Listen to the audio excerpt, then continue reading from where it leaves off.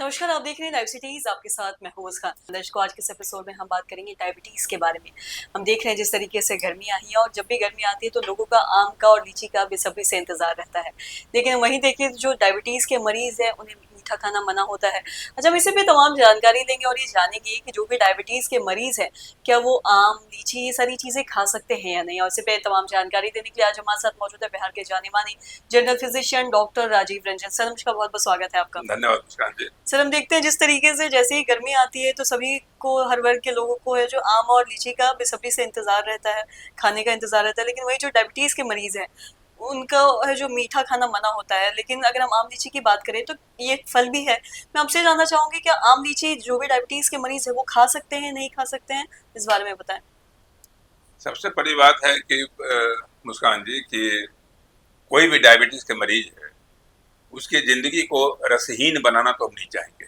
जैसे आपने कहा कि आम का इंतजार रहता है और फलों का राजा आम है। आम और लीची, आम में सबसे बड़ी क्या है, मतलब अच्छाई तो यह है कि ये स्वाद में उम्दा है, हम्म। इसमें कोई शक नहीं, फलों का राजा है। लेकिन ग्लाइसेमिक इंडेक्स इसका बहुत ज्यादा है। ग्लाइसेमिक इंडेक्स कहते हैं कि जिसके खाने के बाद तुरंत ब्लड शुगर जिसका बढ़े, स्पाइक करता है। तो जब स्पाइकिंग वाला ब्लड शुगर बढ़ता है, ग्लाइसेमिक इंडेक्स के आधार पर बांटते हैं। कुछ फूड ऐसे होते हैं जिसका ग्लाइसेमिक इंडेक्स ज्यादा होता है, कुछ का कम होता है। डायबिटीज में हम लोग कम ग्लाइसेमिक इंडेक्स वाला फूड एडवाइस करते हैं। आम में ग्लाइसेमिक इंडेक्स ज्यादा है। लेकिन जैसे मैं बार बार कर रहा हूँ कि जिंदगी को बिल्कुल रसहीन, गंधहीन, स्वादहीन नहीं बनाना है। जिंदगी जब चल रही है तो थोड़ा इसको अर्थ और स्वाद रहने देना है।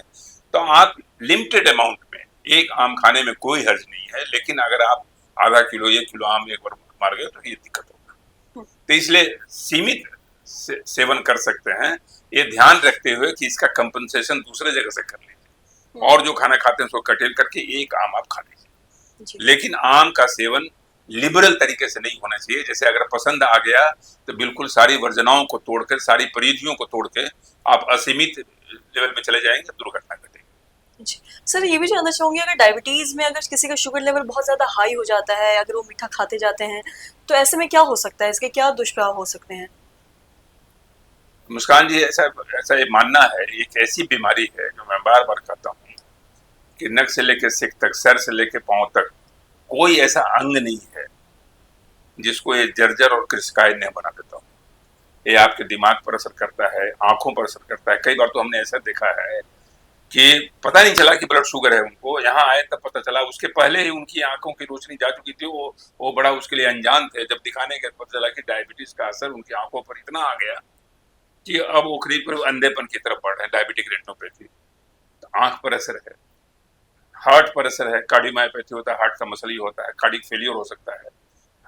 इन लोगों में, मरीज में हाइपरटेंशन की प्रवृत्ति ज्यादा होती है। और अगर डायबिटीज और हाइपरटेंशन दोनों मिल गए तो सोने में सुहागा है।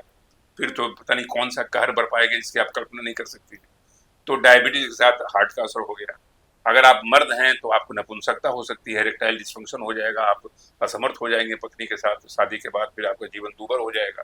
तो डायबिटीज का वो बड़ा खतरनाक असर है। डायबिटीज का असर आपके नसों पर है, डायबिटीज का असर किडनी पर है, सारे दोनों किडनी आपको फेल हो सकता है।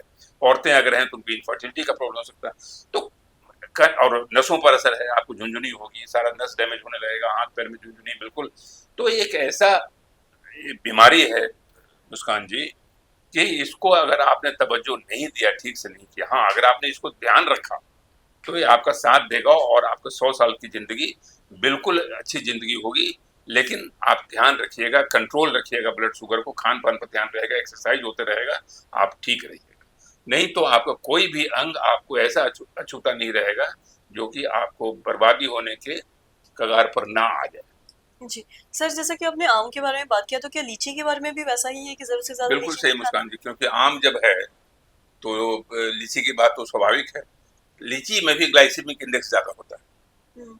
इसलिए मैं फिर बार बार कह रहा हूँ कि इसका इसका भी सीमित सेवन, यानी 4-5 लीची अगर आप खा लीजिए, रुक जाइए वहीं पे। ये नहीं कि अच्छा लगा तो बिल्कुल आप असीमित तरीके से चले जा रहे हैं, लीची खाए चले जा रहे हैं। और जो होता है आदमी का जो वो बंधन का एहसास नहीं होता है कि कहाँ वो सीमा रेखा बंधनी है। तो लीची में भी ग्लाइसेमिक इंडेक्स ज्यादा होता है, उसको भी सतर्कता के साथ खाना है। जी।